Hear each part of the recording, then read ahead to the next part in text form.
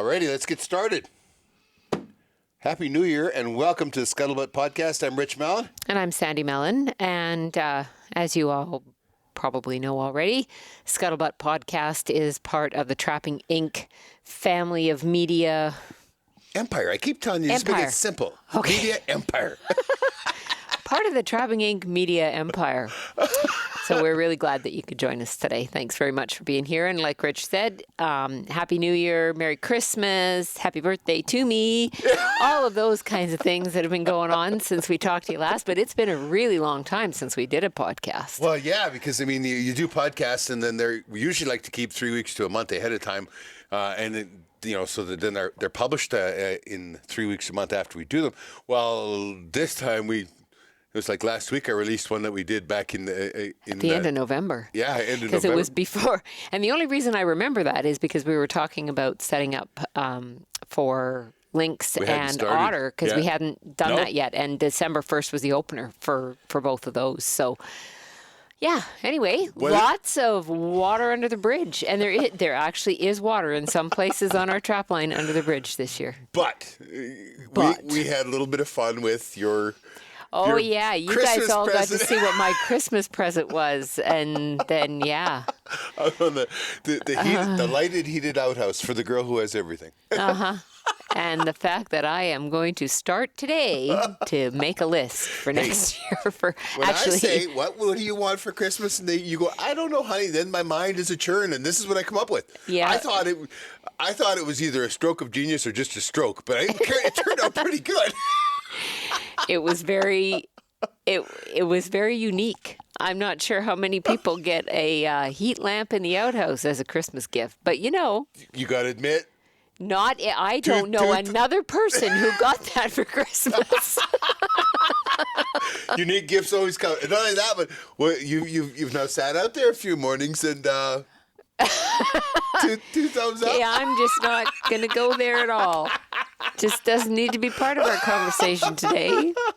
Well, show them what else you really got for Christmas. What I really got for Christmas is a pair of these.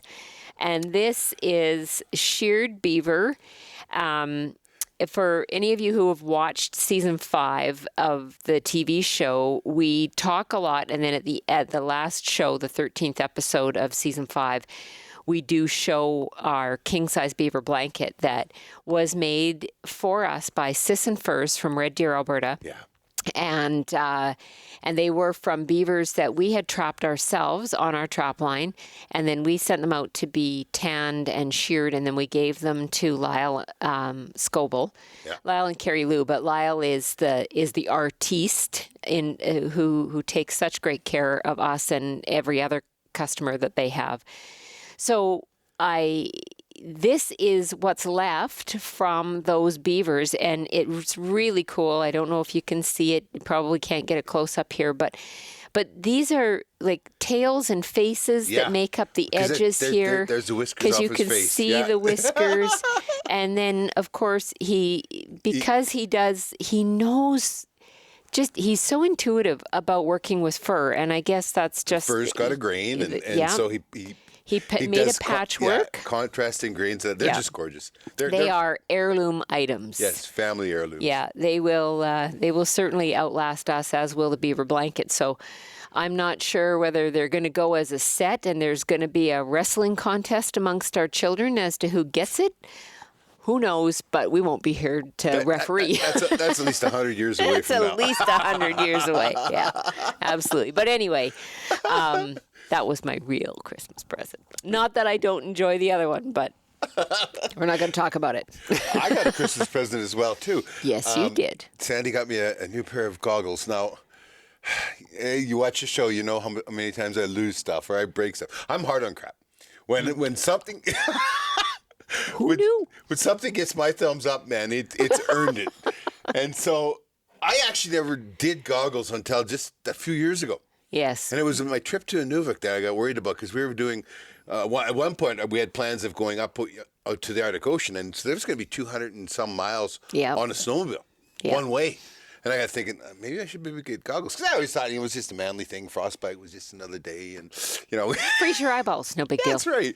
Yeah. I'll be able to blink here in a minute Man or up. two. And man up, exactly. And so then I started. So I got goggles that had fans in them. Waste of goddamn time. I had goggles that were called Sunrise, and that was supposed to be a color that was supposed to enhance light no matter whether it was light or dark out. And I had yellow ones, and like, what a pile of crap. The only thing that worked for me was clear ones. I don't know. It's really hard to figure out, how he feels about all of this. I tried it all. I spent my money. In the last 3 years, I've probably put $400 into goggles, $500 into goggles. I would say I lose them, I break them, I can't stand them anymore or whatever, and away they go. But I had a pair that was working, and they were not a very expensive pair, but they had a double layer of plexiglass or whatever it's called for the plastic. Yeah, and I didn't realize it was a double layer until one day a birch seed got in between, and I'm like, I can't. This birch seed's blinking around, flipping around in front of me, and it's like, and so I tap on them, and it settles to the bottom. I was okay.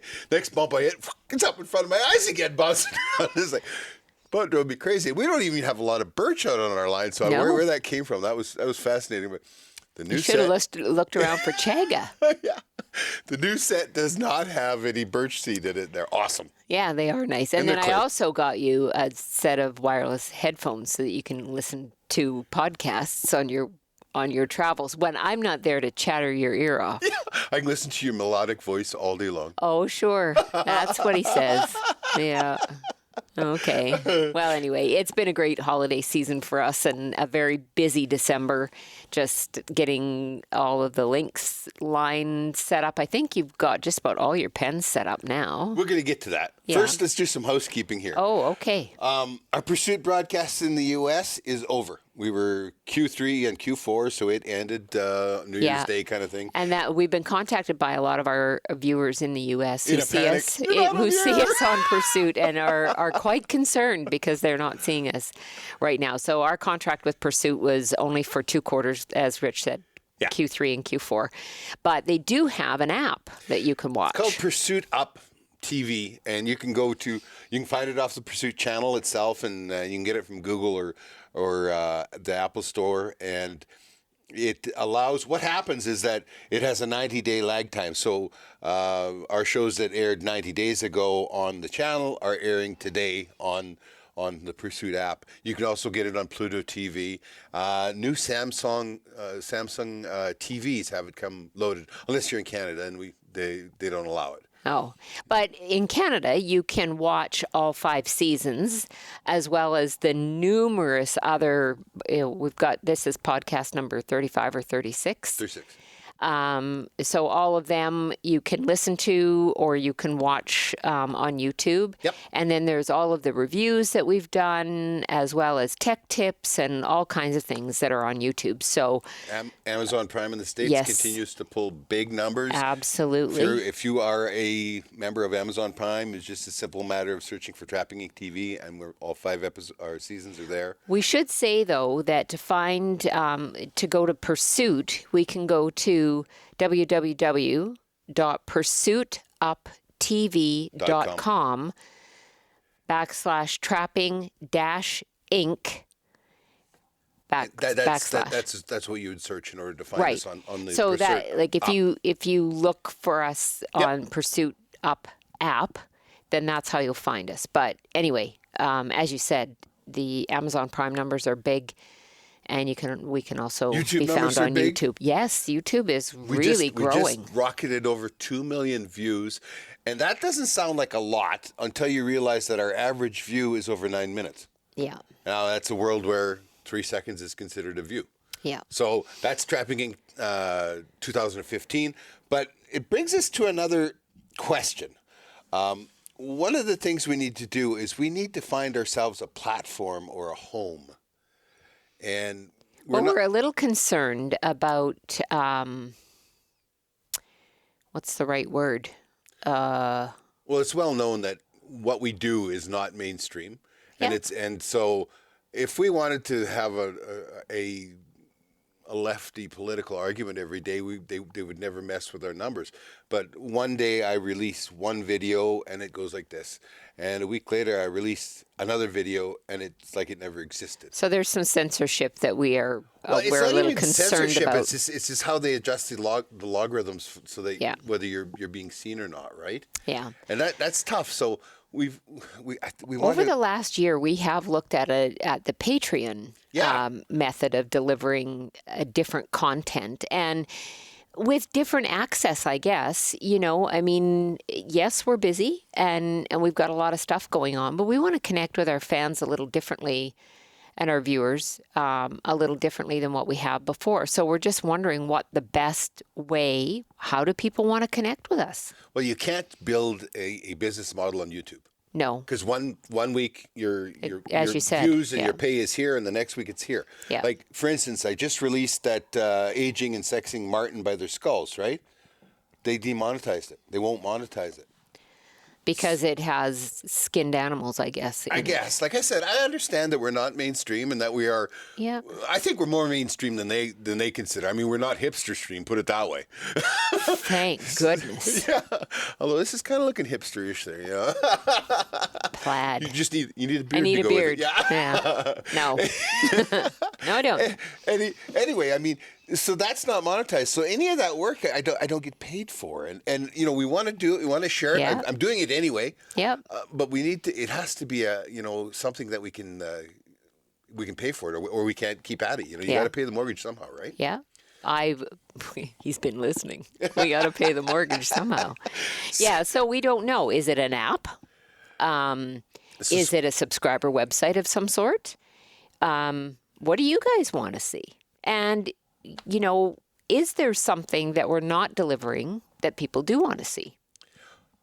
Yeah, and another thing, while we're talking about this, we got lots more videos on the way, and like we're doing some skinning videos, that kind of stuff. They'll probably be demonetized as well. I expect so, yeah. And that's too bad because they'll drive huge numbers. Yep. Like it'd be nothing to get 100, 200,000 views on a skinning video, but.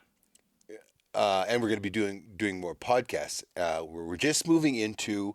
I've now sourced out software that allows us at least to do the podcast in an audio format. Mm-hmm. The video format is supposed to be coming, but we're going to start in an audio so we can do a lot more podcasts. Well, our difficulty is our location. So as many people know, we are in northwestern Alberta.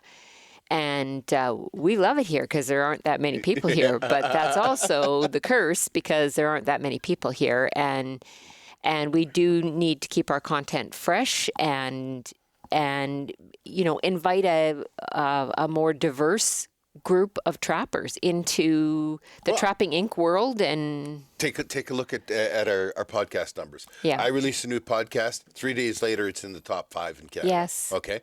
3 days later. Now, and then 3 days after that, before I release a new podcast, I'm down at 60 or 70. Yeah. But you got to keep popping that off. Exactly. Well, we need a lot of. We need a lot of people to be able to talk to. Well, we are going to go on a little bit of a tour this summer. We are, and you know what? If you guys want to reach out to us, you can reach out to us at info@trappinginc.com. That's INC.com. Yeah. I just put it out there because I know you banker people. It's this. Yeah. Yeah. But, yeah. If you know somebody, or if you're interested in doing it yourself, I'm not guaranteeing that anybody will get on. We have certain criteria, like talking to a blind guy was a lot of fun. And there's people who have just because it was so cool to watch him. Like he said, you ever watch a guy set a trap by Braille? No, that was pretty cool. All right, sorry about the technical difficulties there. We ran out of batteries. The digital recorder, we do our audio and our video separately because I'm kind of geeky and it's so clean that way. But the digital recorder needs its batteries changed once a year, and I thought it was July, not January. It was a J month, so it's good. Anyway, we are looking for people to talk to on the podcast. Now we're going to be able to do it over the internet. Yeah.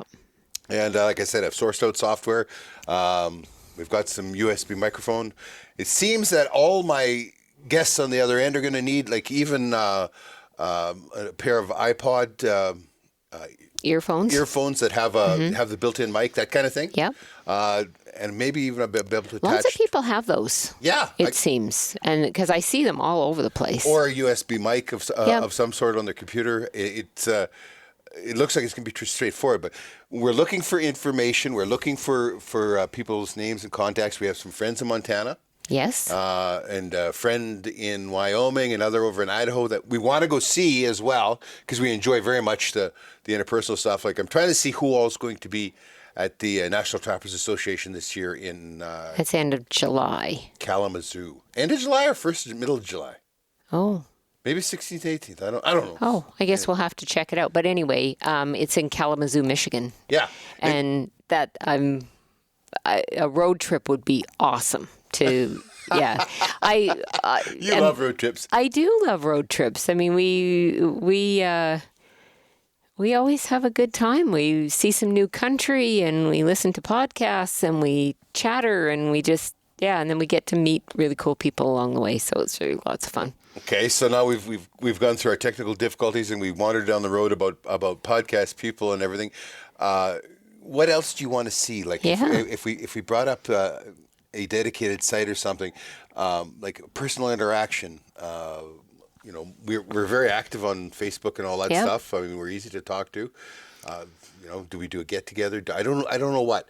I do a lot of writing. Yeah. Perhaps we can publish some of that, maybe PDF, or tell us what you like. I mean, you guys, lots of you folks got to belong to some stuff. I mean, we're way up here in the north. Like I know the internet's a big world and all that, but we just don't have a lot of interaction. Well, yeah, and it would be really fun to hear from people because you never know how we can all come together as a community, even though it's virtual. I know. We get so many nice letters from people. Yes. And I especially love, I love the ones where they send us pictures of the little guys and they're holding up a beaver or guys. That's it's a generic term. Generic term when it comes to me, but they're holding up a beaver, or they're holding up a catfish or whatever. I love those. Like, I mean, we have. Well, that just goes right back to when we raised our own kids, and we have grandkids and all that now. So, anyway, get a hold of us. Whether you've got somebody we should talk to on the podcast, because. Well, that's how we found Mark Montsebraten, who's the trapper that we were talking about, who has only 6% of his vision. We happened to be at a trade show with our coffee sponsor, and somebody came up to us and asked us if we would like to go trapping with a blind trapper, and that was just sort of bing. That's unusual, but it doesn't have to be unusual. We love talking to people, just people. Wow. So, I mean, with the trapping bend to it, of course, but we don't know many of the trappers in the United States. We don't know many of them at all. So there's a lot of big names that we don't know, right? And that's no reflection on them. It's just that trapping is not something that gets a lot of press, and so we're kind of breaking a lot of trail here. We are, and we need to be able to meet these people. Somebody has to tell us about these people, and yes, I don't care what they do in trapping. I would love to talk to them. I'd love to sit down and talk to them and visit. It's awesome. Well, and I think that's the thing about our podcast. If you're watching or listening for the first time, please go back and listen and watch to some of our others, because it really is just a conversation with people. I mean, we have a good time just chatting together, but when we get together and talk to somebody, it really is just about having a conversation in somebody's living room, kitchen table. It's no stress. Cabin, none. Whatever. It's not a high stress thing.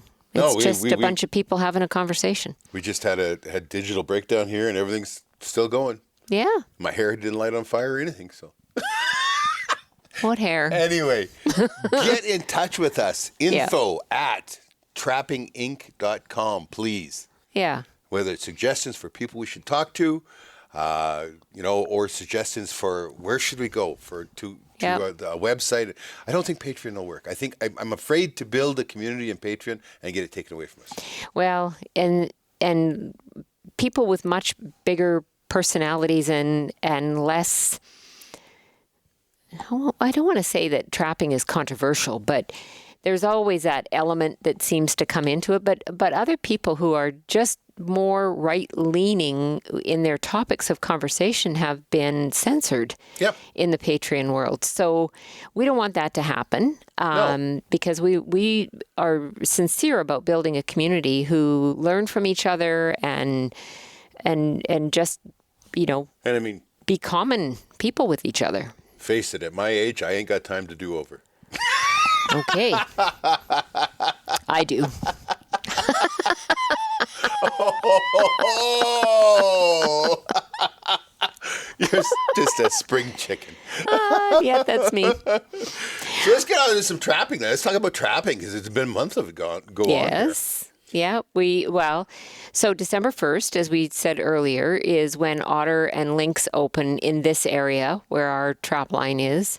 And you've got, I think, just about all of your kitty pens set up now. Pretty much. It's been tough because we started out with a whole bunch of snow and then it just slowly disappeared.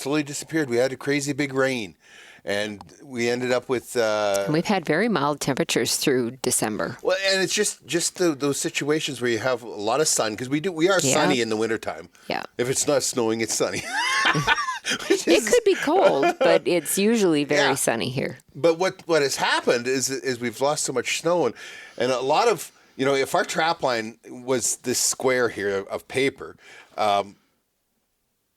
part of it, most of my cat stuff is right in the middle, okay? And that in the middle is all muskeg. And I don't know if you're familiar with muskeg at all, but it is moss. Yeah, and so wet moss. Yeah, it's black spruce or tamarack. Where the black spruce can't live, the tamarack live. That's how bad it is. And then after that, when it's just grass, you're in really bad stuff. But you don't stop anywhere. This sphagnum moss, it's like great big humps, right? Yeah. And in the summertime, it's like driving over whipped marshmallow frosting. It's just like floating and soft, and you step out in it, you might sink to your knees, or further sometimes. Or further.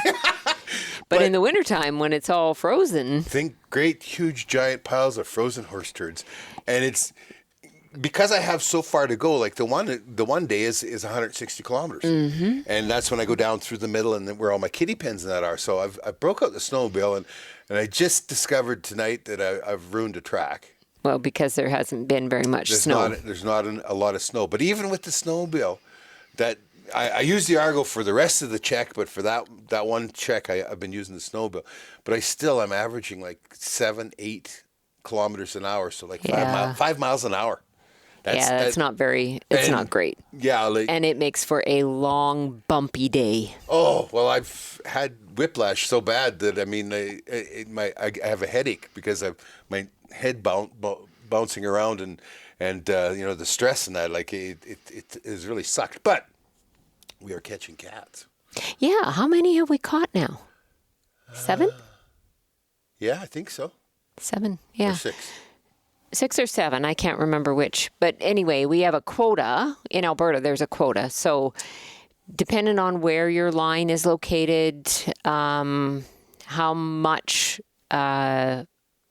land is involved will determine your quota in various areas for various animals. So for us, we have a quota of 22 lynx and 12 otter.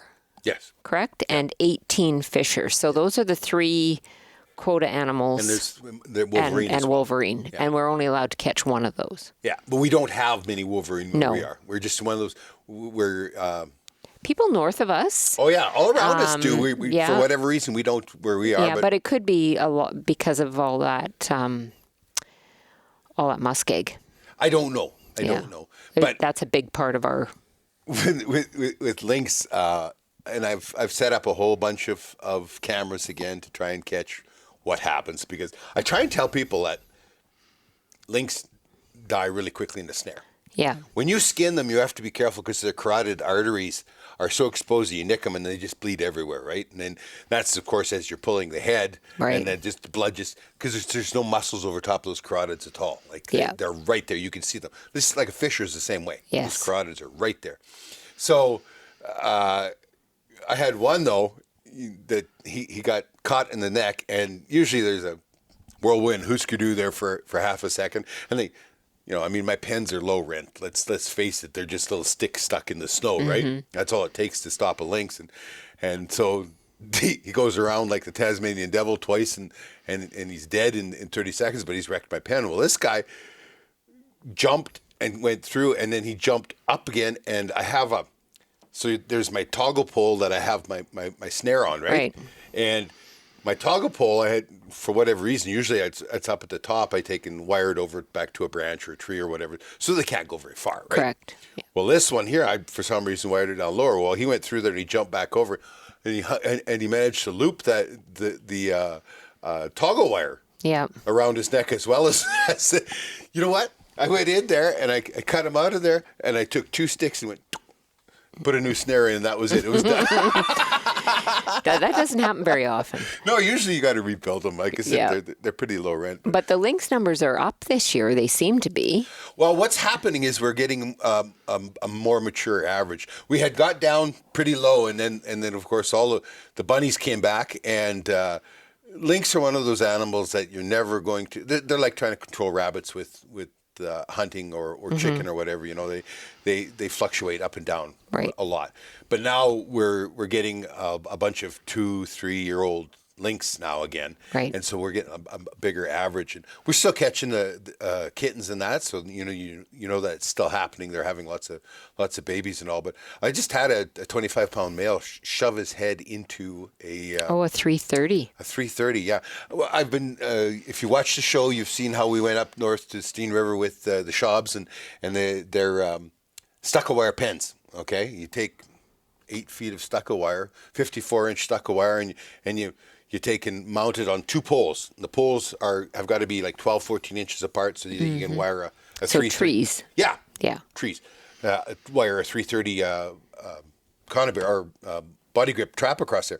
Now, you set it about a foot off the ground because a wolverine is going to come in and he's going to jump in, right? Mm-hmm. He's going to take and climb one of the trees, get inside, start eating, and then jump to go out. Right. Like he forgets that there's a trap there or whatever. And you take and set up snare poles, like poles with a snare on it all the way around wherever the lynx are going to walk. That's usually where you get your lynx. Right. Like, I mean, I've shown it before many times in the show, and that there's a lynx, there's a lynx, but they're always there. They're very seldom get into the 330.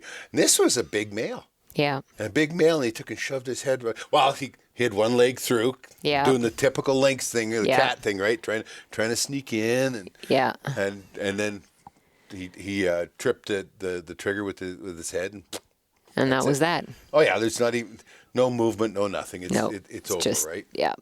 Yeah, they die pretty quickly. So we made notes this time too, so we didn't wander around and get too lost. But one licked off. What does that mean? Well, a wolf came in, and one of them was laying there in the snow. It had been snowed on, and I wish it would snow more because the cats move when it snows. Like, well, apparently it's supposed to snow tonight. Yeah, I hope so because you'll go there and the cats will have snow on them, and you'll know they moved during or before the snow. That's they have best ability to hunt then, I guess. But lots of times you'll see that their tracks are nice and fresh in the snow, and then they get snowed on as they walk out in the open and then boom. So I wish that it snows more, but the one that was dead, and a single wolf, the only one that's been on the trap line so far this year, licked some of the snow off of it. How interesting. Yeah, and because you're always worried about that, because usually that's what a wolverine does, except he eats them. Wolverine eats frozen, he eats frozen meat really well. Well, so does a wolf, but for a wolf to get close to it with the smell of that steel around its neck, right, that snare, that's unusual, that is. Yeah. So he licked it off and then trotted away. Yeah. Didn't pee on it or anything, which was unusual too. Huh. Well, something might have bumped him off of it too. You never know. You don't know. But we did have a wolverine show up this year. Oh, yeah. The smash and grab. Well, it's one of those frustrating things because you can't, I don't know how many, 60 or 80, I probably have 80 pens going, right? Yeah. And more of them are set up with a 330 on them in case a wolverine shows up. Because you never know where a wolverine's going to be. Usually the big drainages, that kind of stuff is where you look for them to happen. Well, this was in an unusual spot. it is like not even a baseball throw from the busiest road up there. Yep. Okay, and in the middle of the swamp. Yep. And everything else. Just not a place where we've ever encountered a wolverine Never before. even saw wolverine No tracks. No nothing, no reason really for them to be there. So that, I mean, it could be a number of different things. It could be just, happened to come down that line. Maybe that one has been somewhere else, or maybe the numbers are getting better in that area. And I mean, that's one of the things that the Alberta Conservation Association has done, is a big study on wolverine, and they travel a lot. Oh, so, huge. Yeah. That could be part of it as well. Well, and that's the thing. And there was always this belief, that's where education's a good thing. There was always a belief that wolverine was they called it the ghost of the wilderness or whatever they called it. But that it was very fearful of noise and industry and all that. And wolverine are in downtown Rainbow Lake and Zama City all the time, which are industrial complexes. Yeah. Like wolverine are not bothered whatsoever by vehicles or anything else. No, because I think they think that they can take on anything, really. Yeah, they're a big weasel is what they are. I mean, and they got, the little white beasts will play tug of war with you over a frozen chunk of chicken guts. I can't imagine what a wolverine would do. Rip your arm off, probably. Anyway, so that was kind of interesting. So now you're going to probably set up a different kind of pen there. I did. And he'll never come back. No, well, you never know. We might be back. Well, we're going to go up again tomorrow for another trip, and you never know what we're going to run into. Well, I took and I actually put in a wire cage, and I set a 330 there. All he did is he went in and he smashed his way through the side of like the low rent pen that I had there, and then he just went and took the stick and he ate the stick that had my lure on it. Yeah, I've never had anything other than a cat ever be attracted to the. And they've just licked it off or rubbed themselves all over it or whatever. But he ate the stick. He ate it, and smashed everything and left. And I mean, of course, he would go under all of the snares because the snares are set for cats, so they're set higher, and so no loss there. But it was frustrating because he's big track. Yeah, he'd be a really nice wolverine. Oh man.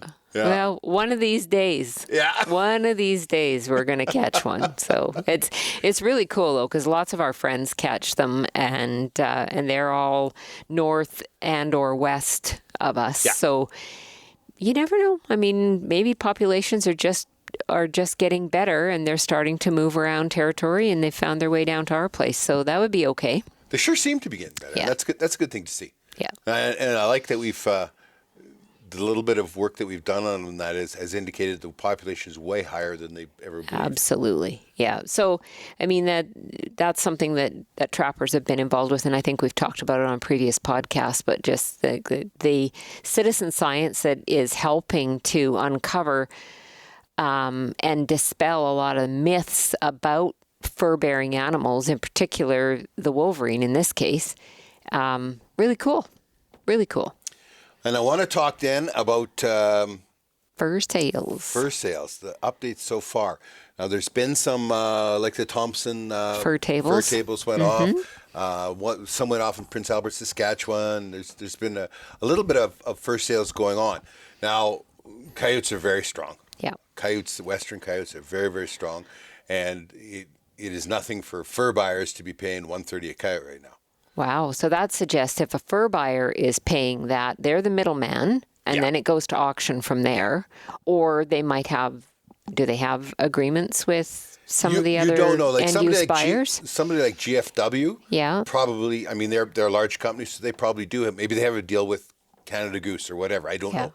But I do know for the most part that when a fur buyer is buying, his product is going to the auction. Yeah. So there is an expectation then if fur buyers are paying $130 a coyote. For coyotes, that they're going to go higher than that. So that's cool. Although some of the other fur is not fetching as high. I guess the thing to talk about first off, though, is the difference between auction and dealing with a fur buyer. Okay.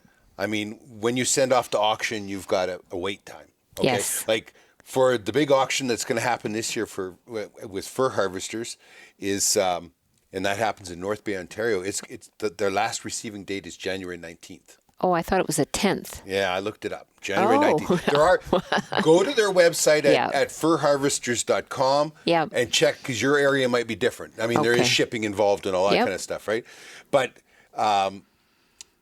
so you send it off, and then there's, you got to pay a percentage of your sale goes to the auction. Yep. There is some a Well, charge because for, they provide a service to Well, sure, sell they- that fur, so they have to have they, something for it, and that's not unusual. No, they but you're not drum going your to get fur to make it look good. Yep. So it goes through a dumbing, and there's I think it's a buck a pelt or something Yeah. for that kind of handling. And so there are some charges there, and you have to wait then after the auction. Then there's a period, and then you get your money.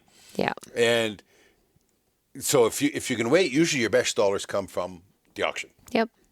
And everybody watches online. I'm sure that most of our viewers on this are very familiar with, because boy, the Facebook page really lights up the day of the auction, because everybody's on there watching what the prices are doing and whatnot. So it's kind of cool. But if you're dealing with a fur buyer, Yeah. there's the upside to the fur buyer. It's cash in your hand that day. Yeah. And there's no waiting, and there's yeah. no waiting involved, and there's none of the other charges. You take Yeah. a lower price, guaranteed. Yeah. That 130 coyote might have went for 170 or 180 at the auction. Who Yeah. knows, right? Yeah. Most of the fur is pulling better numbers, Yeah. which is a good thing to say. Everybody's waiting to see what this first auction is. We were kind of surprised at the muskrat prices. Well, yeah. Now, when you look at the fur tables, and the fur Yeah. tables are generally, I mean, they're usually cash in hand. Yeah. And so they're, you're selling to a fur buyer, and they're Expecting to make a profit at the auction. exactly. But muskrat was averaging $3. $3. Yeah. Yeah. Which we thought was pretty good. So I would imagine, like just past years now, it might average $7. Well, they might. At the auction. And what typically happens, or what we've seen happen anyway, is when mink prices go way up, Yeah. then people go to muskrat. Well, but there are no ranched furs at all at Fur Harvesters. No, I know that, but I'm just saying when, there have been, and there have been, Yep. the prices have been elevated. We talked about this on the last podcast around NAFA and the ranched fur industry, and a little bit about that. But I used to typically- have those arguments with them about that their ranch fur stuff wasn't good for the wild fur, and no, it's not true. And then when the bottom started falling out, and then it was they're all long faces, and they're moaning about, well, as soon as a female mink hits $12, then it's going to kill the muskrat market. And I says, what? Well, yeah, because a female mink is the same as 4 or 5 muskrat. Right. So then, muskrat have got to be worth a lot less than $12. Right. For 4 or 5 of them, you got to buy a buck each kind of thing to make it worthwhile to work with a muskrat rather than to work with that single mink. And I says, and you're the ones that always told me that ranch fur had nothing to do with. Yeah. But Oh, well, people forget what their talking points are sometimes. So anyway, I mean, there is some reasons to be buzz, yeah. excited about maybe where fur prices are going this year. Oh, and if you are a beaver guy, castor like $5 an ounce. That was at the fur tables. Right. $5 an ounce. Yep. Okay, that is and that's at the fur tables once again. Yeah, and that stuff is going back. And that also goes at the auction. Yeah. So there's good money in just doing the castor for beaver. Well, and then think about what else. I mean, I know a lot of people are trapping and they want to get good prices for their fur, but consider what else you might be able to do that would elevate your take on your fur. Like, consider doing things like pillows like this and whatnot, because you can work with somebody to do that. You just, and these are... Look at the feedback we've got on them already. Oh. And the people that have already contacted Sissons, yeah. Sissons to get some work done with them. One of the things I want to talk about here is if you want to check out the auction, it's at furharvesters.com. And first-time shippers do not need to set up an account. Once they get your fur, they will issue you a number and set up an account for you. And then then you can watch everything happen online, that kind of stuff. But you do not have to have an account before shipping. So if you go to their website, it has the shipping information, it has the agent information, pickup schedules, and condition of sale. Yeah. Like the pickup schedules is really important. It is. Most of the places here in Canada, and that is going to be January 19th. Some of the more remote areas, it's going to be before that. Yeah. So pay attention to whatever's on the website, because that's where you're going to get your best information. Please don't rely on our dates that we're giving you, because they may be different in your area. What? You think we might get stuff wrong? No, not wrong. Just, you can't just hang your hat on one source of information. So we always encourage people to seek out read for yourselves, discover for yourselves. We'll help you in giving you where to go and so on, so that you can get that information fairly easily. Everybody has a phone these days, so the information is really at your fingertips, literally. Yeah, the average car has more computing ability today than what NASA had when they sent the first first rocket to the moon. That's a little scary. Yeah. Well, I think we're done. I think we are. I think we'll just put out one last encouragement, I guess, for you to get in touch with us in terms of guests and guest topics. Ideas. Give us some feel. Like, I mean, we're operating in a vacuum here. We want to know what people want. Like, does a subscription service work? I don't know. Yeah. I don't know what people want.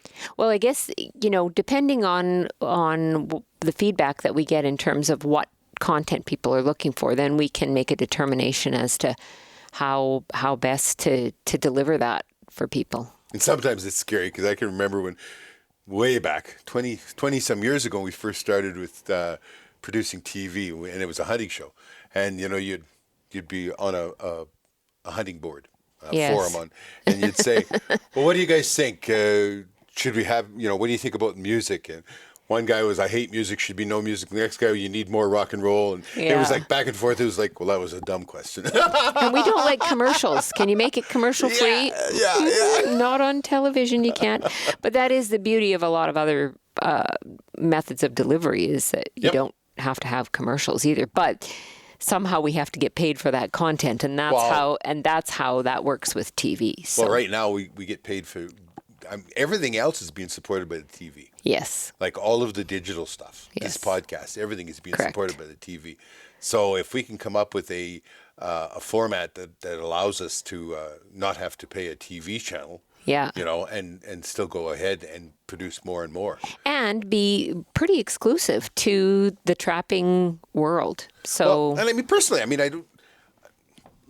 doing a video on those skulls and that kind of stuff, and then to have it demonetized. Yeah. You kind of shy away from stuff that you're going to get demonetized on, right? Yeah. And that's bad, because there's a lot of good information out there, a lot of stuff that we should be showing people. Yeah, I agree. Anyway, it has been a pleasure, and maybe we'll see you down the line.